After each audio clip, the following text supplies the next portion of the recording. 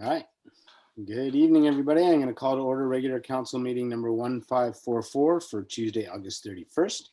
And in honor of the Tsleil-Waututh, the Village of Pemberton acknowledges that we are meeting within the unceded territory of the Tsleil-Waututh Nation. For those members of the public in attendance, please note that this meeting is a live webinar and is being recorded. A recording of the meeting will be available on the Village's website following the meeting. Are there any amendments to the agenda? Seeing none, can I get a motion to approve the agenda as presented? Councillor Noble, seconded by Councillor Zant. Any discussion? Any opposed? Motion carries. We have no rise with the report. Adoption of minutes number 4 from regular council meeting number 1543 from Tuesday, July 27th. Moved by Councillor Craddock, seconded by Councillor Noble. Discussion? Any opposed? Motion carries. Any business arising from the previous meeting?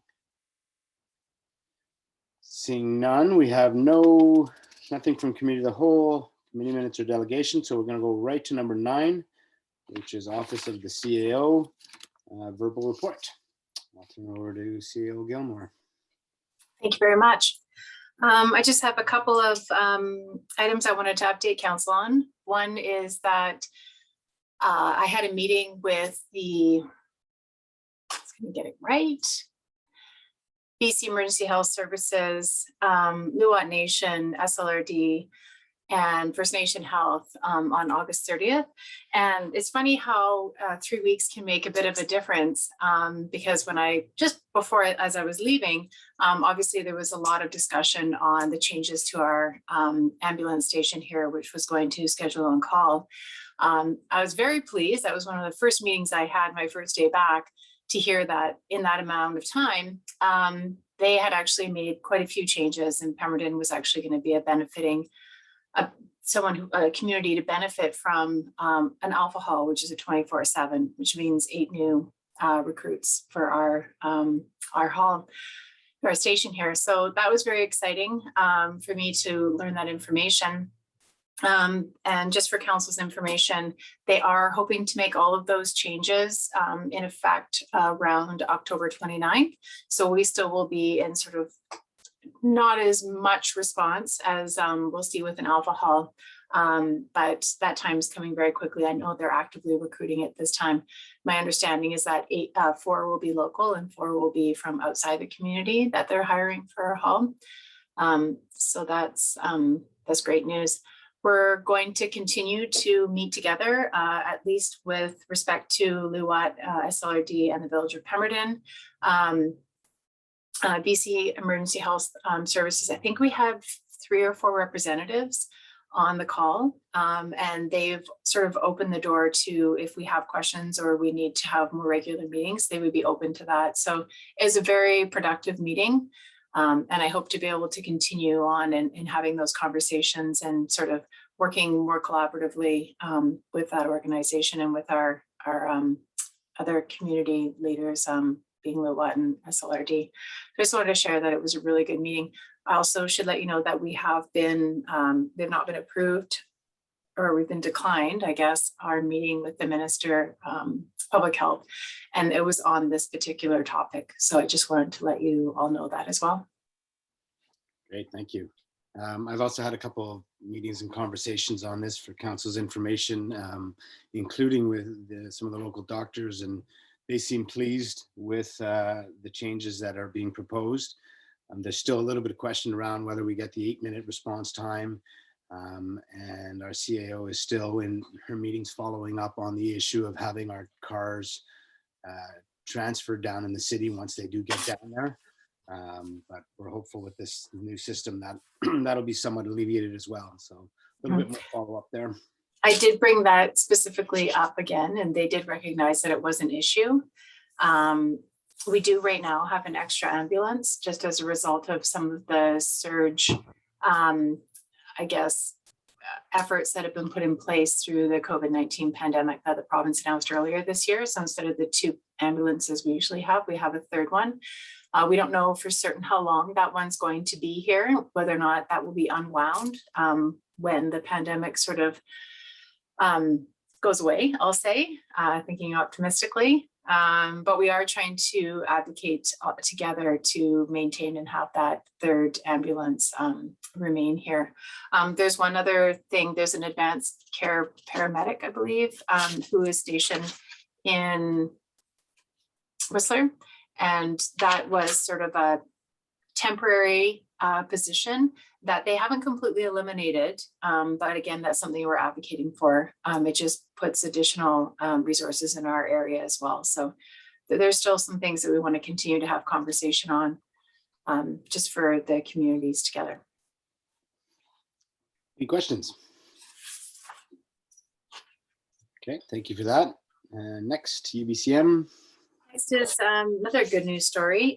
So you've seen this grant application. Actually, we had to bring it back twice because we needed to make some small changes to it. But we have been successful in getting a grant to the tune of $120,000 to do some more flood planning. And I know we're doing this in conjunction with the PBDD again, and they're definitely action packed. And there's already some work that's starting to happen. So that's more great news for getting ourselves sort of into an emergency planning perspective. It is great news. Mm-hmm. Any questions? Okay. Councillor Zant, Yeah, I believe, had one. Yeah, go ahead. No, I just want to say that's fantastic. And both those stories are great to hear. So thank you for your diligence on that, Nikki and Richmond. Thank you. Can I get a motion to receive that portion of the report? Motion to receive. Seconded by Councillor Noble. Any opposed? Motion carries. Next up, we're going to bring Ms. Murphy on.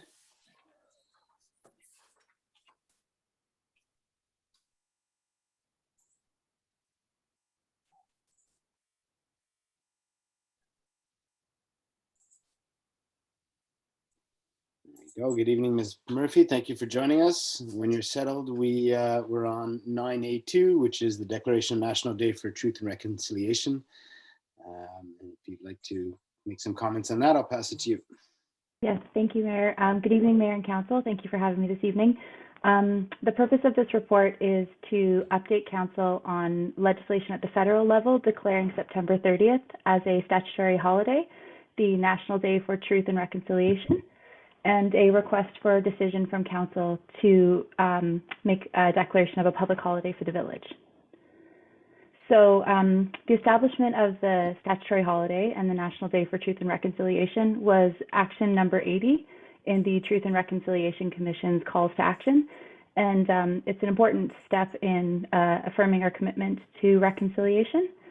If declared a public holiday by the village, the office would be closed on September 30th, and subsequently there would be no meetings held.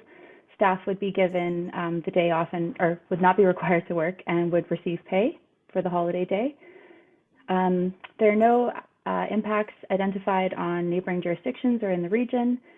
And it would be our recommendation this evening that the Village of Pemberton declare the National Day for Truth and Reconciliation on September 30th as a public holiday for the village, to be observed annually to recognize historical and ongoing impacts of the residential school system, to honor the victims and survivors of the residential school system, and to affirm the village's commitment to reconciliation. Great, thank you very much. Any questions? Go ahead, Councillor Zant, and then Councillor Noble. Just in regards, I support this making this statutory holiday for the village. Just curious if there will be a memory piece on the e-news or the village website and village Facebook page, just expressing the thought behind the statutory holiday. Yes, thank you, Councillor Zant. I should have covered that. If declared, the village will provide notice of the public holiday via the village Facebook page, in the e-news, and the village website. And we would also seek to provide information on any local commemoration events. Thank you. That's what I was trying to say, commemoration events. Okay, thank you. That's all my questions. Councillor Noble. That was pretty much my question too, because having the day off is great and all, but it is for a purpose, not just for a day off. So I was wondering if there was anything we would be doing to that end. Thank you for that. I totally agree. I've had this conversation at a couple tables, and by the way, it was approved at the SLRD. But I think it's important. But I hope it just doesn't turn into a holiday where we get an extra day on our boat at the lake. So I'm hoping at a federal level that there will be great efforts put forward to making this day meaningful, as opposed to just symbolic. And at the local level, I'd like us to explore how we can really celebrate this day. We talked about, changing up our Canada Day celebrations a little bit, or how we do our funding and all that. So I'd really like us moving forward to consider how the Village of Pemberton and the area celebrates, commemorates, and acknowledges this holiday. So, Ms. Gilmore, I don't know if you want a resolution that, this year it's obviously coming up very quickly. I think as per Councillor Zant's comments, it should be along the lines of messaging that we should put together on to commemorate this year. But I'd like to see some thought put forward in terms of how we do this next year and moving and beyond. Did you want a resolution to that effect, or is that just sort of? Yep. I have a question for you. Is it something that we want to do as a lead up to the day, to the stat day, or is it like when we're looking at it, obviously it will conflict if we're saying, okay, you have a day off, now you need to come in and do X, Y, and Z. So I'm not sure if that's what you're meaning, or if we're going to have some messaging or something that we do either in advance or changing Canada Day, or just you want us to bring forward a whole bunch of items. You know what? Options. Put it all on yourself and staff. Maybe we can refer a conversation about this to a committee of the whole, where we could perhaps brainstorm a few ideas, whether, to answer some of your questions. What does it look like? How do we budget? What makes sense? So that way we're, and if staff wants to provide some options to open the conversation for that meeting, that would be great. But that way we don't put all the work on you and your staff to figure it out. Sure. So maybe a motion to refer this conversation to an upcoming committee of the whole. Could we do the first declaring that it is and then we can follow up with just for sequential sort of ordering? Okay. Okay, who would like to move the recommendation? Councillor Zant. I'll move the recommendation. Do I see a seconder? Councillor Noble, any discussion?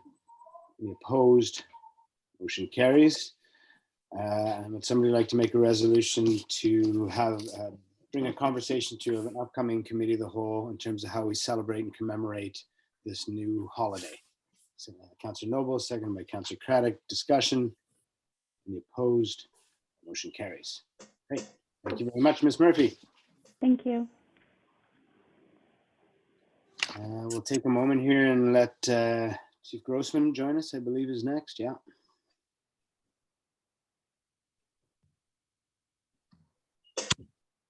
I'm glad we had that conversation. I think it's really important. I don't want this holiday to get lost in lip service.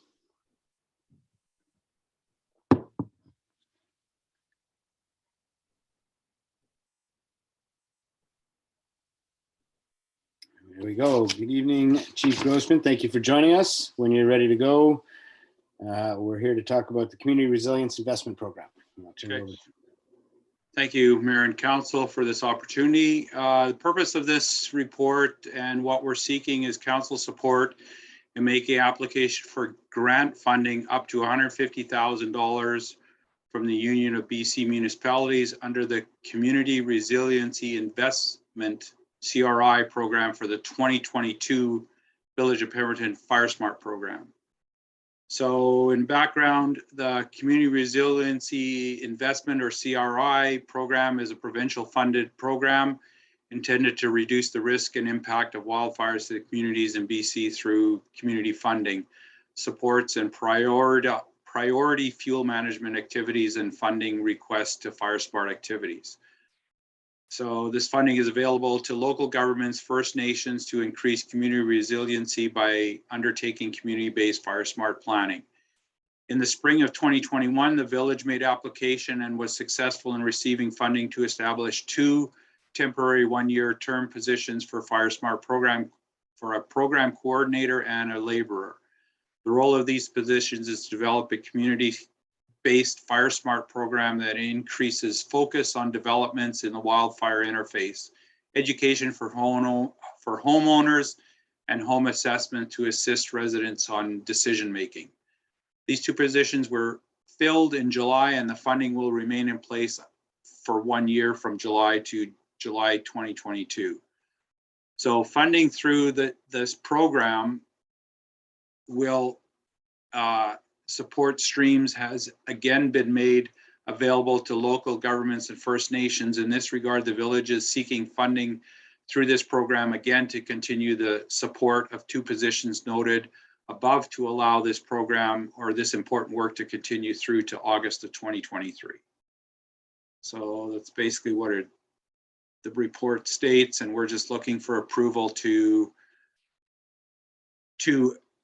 apply for the grant funding again. Thank you very much, Chief Grossman. Any questions? Seeing no questions, would somebody like to make a motion to support the application? Councillor Noble, seconded by Councillor Craddock. Any opposed? Motion carries. Thank you very much, Mr. Grossman. And I've heard the sirens. I know it's been a busy couple of weeks at the very least. Sounds like a lot of activity. So thanks to you and the crew for being out there. It's been, we hear you going a lot these days. Thank you.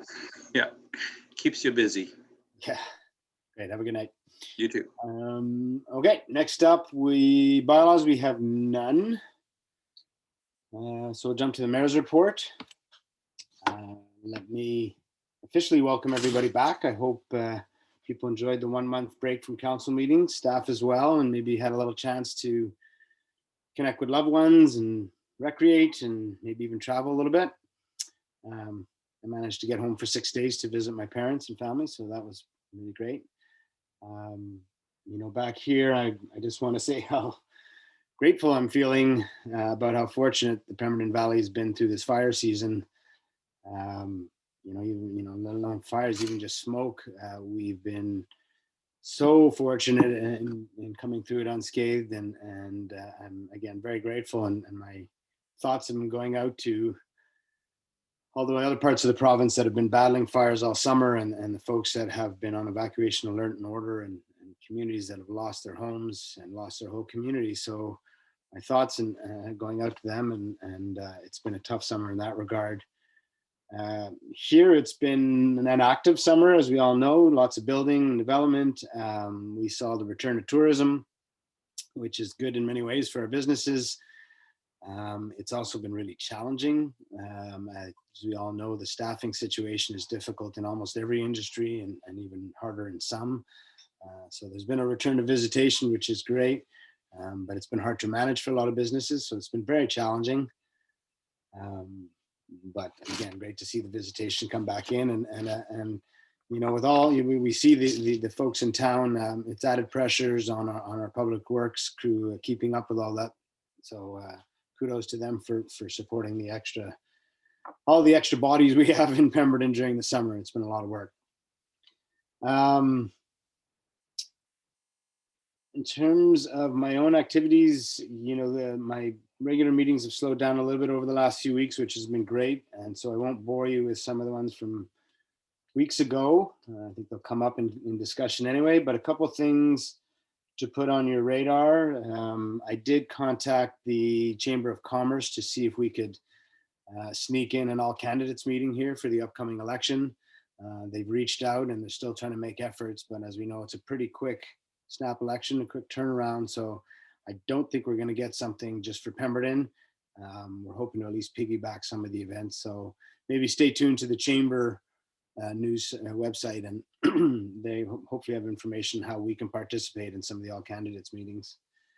I don't think I reported on this on the last meeting. I think it was after, but you know, I've spoken about this in the past in some of my meetings with Patrick Weiler.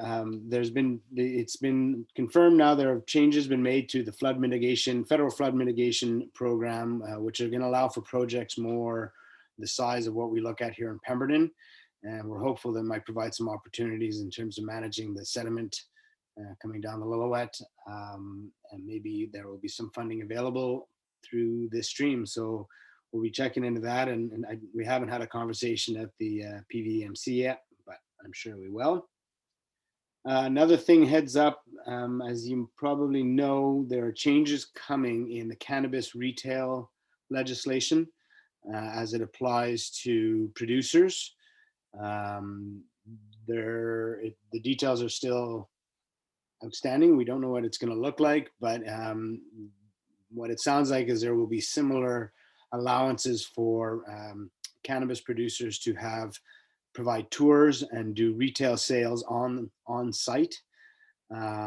So I've already had a couple of producers contact me from the industrial park. I haven't had any of those meetings, but that legislation change is coming. So I'm sure staff is alert to it, CAO Gilmore, but it's something that I feel we're going to need to address and we need to stay on top of as that changes. So just a heads up for everybody. Coming up in a couple of weeks is the Rotary Chamber of Commerce Golf Tournament on September 15th. It's a busy fall ahead. We have, I've got a couple of meetings, local meetings, one around the CN Rail Bridge. And this is with a group of locals who have been putting efforts to trying to get access across the Lillooet via the CN Bridge, as we have over the years. Myself, Jordan Sturdy, and a number of us, Director Mack will all be in that meeting. So glad to keep putting efforts towards that. And similarly, I've got another meeting next week, I believe, about the Rutherford Kayak Park and Surf Park. We got UBCM coming up. Our ministers meeting, by the way, our joint ministers meeting with Squamish regarding childcare spaces has been confirmed. I got that email this afternoon, which is great. That's for Mayor Elliott and myself to advocate on the criteria around the construction and funding of childcare spaces, so that it more fits Pemberton, so that we can actually be successful in our application for that. So I'm glad to hear that. And here we are. We're entering pretty much our last year for this term, and I look forward to working with this group. We've worked out a lot of kinks, and the fourth year we've got a lot of important policy work that's going to happen. Our OCP, climate change. We've got some great projects on deck, some big stuff happening. So I look forward to the next 12, 15 months with all of you. I look forward to supporting staff in helping move forward our strategic priorities. And I think there's a lot of good work ahead of us. So I look forward to it. And that is my mayor's report. And any councilors' reports? Councilor Craddock, then Councilor Zant. Thanks very much, Mayor Richmond.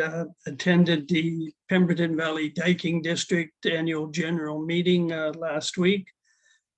Two positions were up, John Beck and Al Bush, who were both returned as directors for the Diking District for another 3-year period.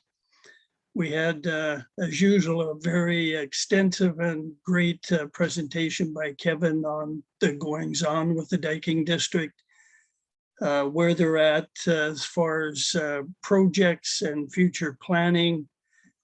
Part of that planning, he pointed out, is there's going to be a severe financial strain on the Pemberton Valley Diking District over the next number of years if they don't look at some fairly substantial increases in taxes or other ways to receive funding. As we know, and the CEO pointed out in her report, we're working with them continually to apply for grants. But that seems like it may come to an end if the assets aren't transferred to one or another government. So they're somewhat concerned about that going forward. He did bring up that the Arn Canal culverts are now finished and are in place. Talking to the site supervisor yesterday, he expects they're ahead of schedule and the trails could be open as early as this Friday. So that's good news for the community because that's a well-used area for people walking, biking, hiking. At the meeting, Veronica Woodruff also made a presentation regarding rehabilitation of Mount Meager Slide. Right now, she's really excited about the prospect of working with the Lillooet Nation, and there's been a lot of major contributors coming forward to this project. And she's hoping that over the next up to 10 years, it could become a major project for the area, and it could involve hiring a number of people to help work on the site. So there's universities involved because they're excited about the opportunities to learn more about revegetation and that type of thing in the area. So I think it's a great opportunity for the community, and it seems when Veronica and First Nations gets involved, it moves ahead quite nicely. So all in all, a good meeting. 26 people turned out, which was a very good number for an AGM held out at the Red Barn out in the Valley, which is the first time I've attended one other than at the community center. So all in all, a good meeting, and looks positive going forward. And that will conclude my report, Mayor Richmond. Great, thank you. Councillor Zant. Thank you, Mayor Richmond. Yeah, not too much to report over the course of the month. There's a library board meeting coming up this Thursday, and the cemetery wanted to mention that they have had their columbarium installed. And that was the last piece of their the big project for the cemetery. They went out and took a look at it a couple of weeks back, and the entire cemetery looks fantastic. I would recommend anybody go take a look at it. And I had the opportunity to be a part of the presentation for Levi Nelson's artwork in front of the BC Hydro building. It's absolutely amazing, and wish him congratulations on his new, or where he's going to be going to school in New York at Columbia University. So that's huge for him. I also want to apologize to council because I did not think to offer up that invitation to everybody. So I apologize for that. I should have sent an email saying, hey, this is happening. Maybe we should all show up, but that was that's on me. So, but it was great. And like I said, I would recommend anybody go by and take a look. It's absolutely an amazing piece of art. So thank you. That's my report. Awesome, thank you. Anyone else? All right, thanks everyone. Moving on to correspondence for action. From first one's from Chief Dean Nelson. It's regarding the Lowot Nation Bulls and Barrels Rodeo scheduled for the weekend of September 11th, looking for contributions to support them. I know in the past, C.L. Gilmore, we've made contributions to the May Rodeo. Where did those funds come from? It came from community enhancement. Typically, we would do a buckle. It was around the $500 mark is what our contribution was in the past. So it looks like all the costs have gone up a little bit more. Right. Go ahead, Councillor Noble, and then Councillor Bennett. I heard it was canceled this year. They're not ready to bring people in right now under the circumstances. Oh, Very disappointing. okay. Is that pretty solid information? I think so. Okay. Okay, well, Right, do we well, want to have a backup motion in case it isn't canceled? I feel like you're probably right, but we won't be meeting before then. Do we want to have a motion that to provide a contribution in the event of running it? Go ahead, Councillor Connick. Yeah, thank you. Through to the CAO, can you tell us what amount of dollars are left in that account, please? I'm looking right now. I don't have that number off the top of my head. If you'll give me just a moment. Thank you. I think we're getting pretty skinny in that account. We also have a request coming up for the line or the Rotary Chamber of Commerce. Right.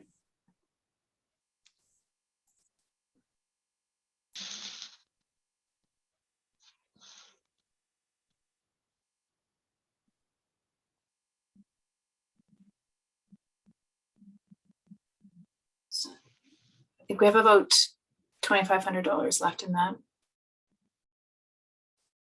Thank you. Yeah, we have about 5,000 already committed, and the budget was 7,500.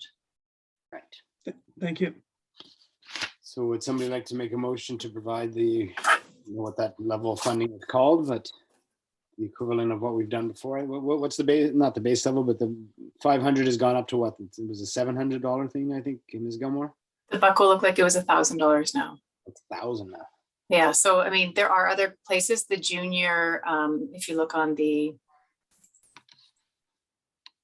there's a youth event, Pee Wee Barrel. Yeah, was a $500 prize. Right. Yeah, so on page 21, you'll see a variety of. Well, would somebody like to just put a dollar amount proposal forward? Councillor Craddock? Yeah, I'd like to see us maybe go ahead with, gee whiz, this is really getting expensive, isn't it? Mhm. I mean, I don't think you have to, it's not a prescribed amount. We could contribute whatever we want and they could put it towards prizes, I would think. Then I'll make a motion for $750. Second. Any discussion? And this is, the motion is in the event that the event carries on this year. Call the question. Any opposed? Motion carries. Next up is a letter from Mr. Graham Cam expressing opposition to vaccine passports and requesting that council denounce such passports. Comment or thoughts? Councillor Craddock and then Councillor Noble. Yeah, move to receive and file. Is there a seconder? Councillor Zant? Go ahead, discussion now, Councillor Noble. Yeah, discussion. I would like to discuss it. There's a lot of people who have come to me in the community with concerns about it. There's no medical exemptions either, and there's a lot of people with valid reasons that have not yet been vaccinated. And they've been in the lockdowns right alongside all of us, masking up, everything else with us. And it doesn't really seem very nice to, not allow them to participate in anything fun, especially in view that people who are vaccinated are still catching it and passing it along. And there's a lot of people really upset with concerns about that. Go ahead, Councillor Antonelli. Yeah, I think we don't really know how it's going to be rolled out yet. So some of those things are very likely to be addressed. I can't see, the province preventing people with medical issues from going to the theater because they can't get a vaccination. In any case, I would agree. I'm not happy with it, but I don't think it's the role of the Village of Pemberton to be trying to influence the public health office. I think if I would encourage individuals to do that, but I don't think that we can say we're representing the people of Pemberton and know what their perspective on this is. I know that I'm pretty tired of the pandemic, and when everyone gets vaccinated, then it'll probably wrap up. But until then, we all have to deal with this. And, I'd rather it not be this passport concept, but I think there's many opinions, and I wouldn't say that I could represent the people of Pemberton on this one. Thank you. Go ahead, response, Councillor Noble. I think you make some very good points. At the same time, as elected officials, it is partly our job to amplify the voices that come to us with these issues. So I'm wondering what we could do to that end. Councillor Craddock. Yeah, thanks very much. I think this is more provincial and medical ministry directive. And I agree with Councillor Antonelli. We could say whatever we want. Every one of us is going to have a different decision on how we're going to deal with this. But on this type of thing, I look to the people that are scientists and doctors and professionals in the provincial government to make the legislation accordingly. So I think that's the best way to leave it. Otherwise, the five of us are going to sit around here for the next week discussing this and never coming up with a resolution. So I still move back to receipt and file. Thank you. I'm going to go to Councillor Zant. I agree with Councillor Craddock. This is, I think this is way over our heads, and there's a lot of people who are in specific positions to make these decisions. It's not the place of us to start denouncing the province here. let them make those decisions. That's what they're there to do. Okay, thank you. I'll come back to you, Councillor Nova. I'd just like to provide some of my own thoughts. I agree with all of you. This is a really uncomfortable conversation that we're having. I feel like it has the potential of dividing society down new lines, and I don't like it. I don't like how it feels. I do also struggle with what our role is as a municipality in it. I hear everybody's comments. One of my biggest concerns as well is the folks that have to enforce this. As Councillor Antonelli said, we haven't been given really a clear picture of how this is going to roll out. I'm really hoping the province is going to provide tools to businesses and residents so that they are not in the line of fire in this conversation if they are actually implementing the provincial legislation. Because I don't think it's really fair to put it on a lot of the folks that are going to be at the front line doing this are very young people. It's not what they signed up for, and it's new and it's uncomfortable. So it makes me uncomfortable on a lot of levels. Again, I really hope the province gives us tools so businesses and folks can manage it as best as possible. I too would like to see a little more information before I say how I feel firmly. Hoping that information comes out soon. We've got some meetings, hopefully in the next week or two, ministers' meetings, VCH calls. So we'll be having that conversation, I'm sure, a lot. So I'm not sure how to proceed at this point. Again, I hear Councillor Novo's comments as well. We are here to represent people. I don't know how we can gauge our community sentiment on this. There are some very upset people that are very vocal about it, and I hear them, but as Councillor Antonelli said, I don't know how I could really confidently say I represent the village of Pemberton and this is how the village of Pemberton feels on this matter, and therefore I think as it goes along a little bit, we get a little bit of information. We need to pay close attention. We need to make sure our businesses are supported and our residents are supported. But at this point, I'm not sure I'm willing to make a stance as a municipality in any way. Councillor Nova, I'll come back to you. I'm just wondering how we can direct these people to where to voice this effectively. Well, I mean, that's to the province, I guess. This is coming down from a provincial level, so it's the chief medical officers from BC and Premier Dix and Minister Dix and Premier Horgan, and I think that's really the direction it has to go. If we really feel at some point that there's a groundswell here in Pemberton that we need to represent, then I'm happy to have the conversation again, and maybe we could take it to a provincial level. But I think people at this point need to take it to the chief medical officers, Dr. Bonnie Henry, Minister Dix. That's where it's going. Probably not a satisfactory answer. Yeah. People probably feel their voice will just be lost going all the way to the top, unfortunately. I know some communities, chambers of commerce, did have a stand about that. And that's where I say I think it would be interesting to see how our residents and our businesses and associations react if there's a similar drive here in Pemberton. Then like I said, we feel the need to represent at that point. But I haven't heard that coming through our chamber yet. In any case, Councillor Zant, did you have a comment? The only comment I was going to make is when we talk about speaking with the province is just speak with MLA Sturdy. He's speaking with MLA Sturdy. He's our representative for this Sea to Sky corridor going to the province. So this is one more avenue they can go down. Yeah, for sure. That's all. Okay, unless there's more discussion, I have a motion on the floor to receive. Any more discussion? Call the question. Any opposed? Motion carries.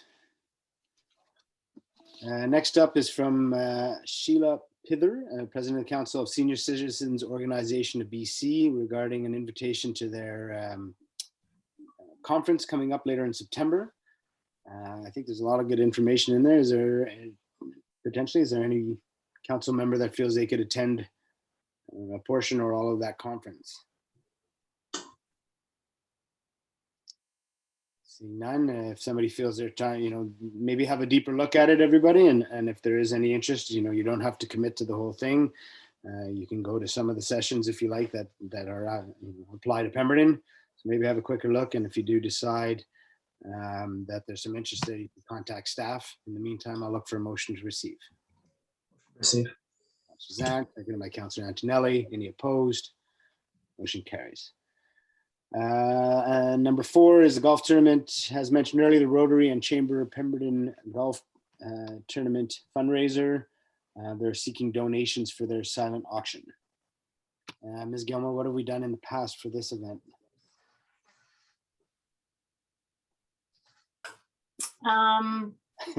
It's a good question. These all came in at the very last minute. Otherwise, I would have more details for you. I feel like we did a basket or something of local businesses last time, did we not?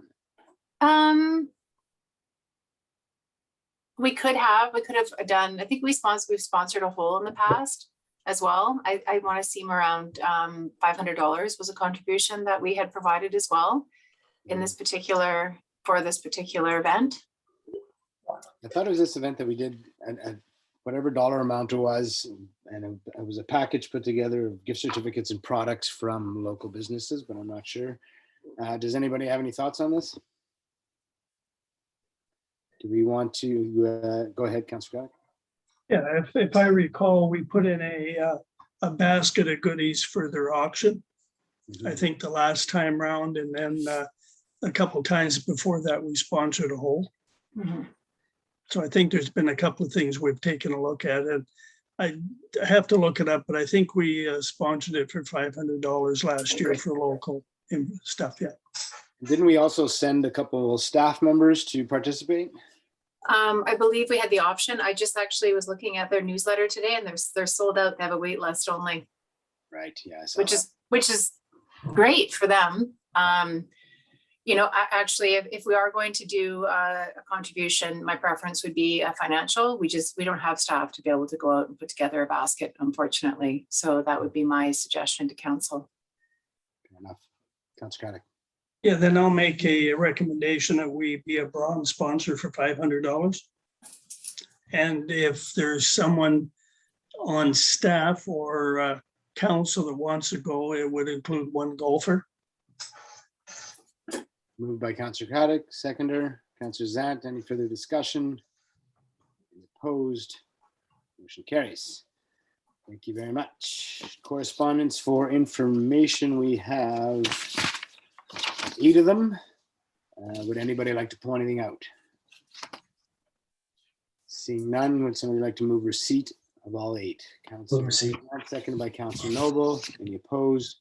Motion carries. Decision on late business. Late business, we have none. Notice of motion. Question period. For those in attendance who wish to ask questions, please click the raise hand feature in the webinar controls. This will notify staff that you would like to ask a question. Staff will unmute your microphone when it's your turn to speak. Please be reminded that only questions directly related to items discussed during this meeting are permitted. Ms. Kennedy, do we have any attendees? No, Mayor Richmond, we have no questions. All right. Thank you very much.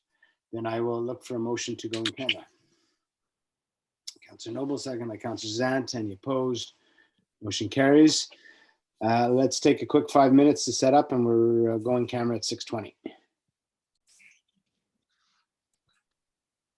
Okay, we're on item 19, rise with report. We have none, so I will look for a motion to adjourn the regular council meeting.